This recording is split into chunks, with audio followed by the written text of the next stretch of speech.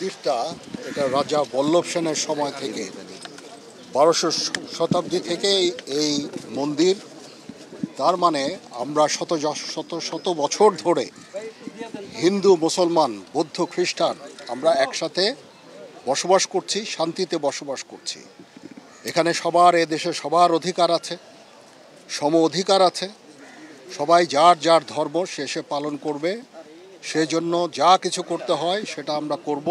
আমরা যে এখন মাঠে আছি, আপনারা নির্ভয়ে আপনাদের পূজা মণ্ডপে যাবেন, আপনাদের এই পূজা করবেন এবং আপনাদের যেই এই পরব যেই এটা সুন্দরভাবে আপনারা উদযাপন করবেন। আপনাদের কোথাও ভয় পাওয়ার কোনো কারণ নাই। আমি সারা বাংলাদেশে বিভিন্ন জায়গায় আমার সেনাবাহিনী ডিপ্লয় করা হয়েছে।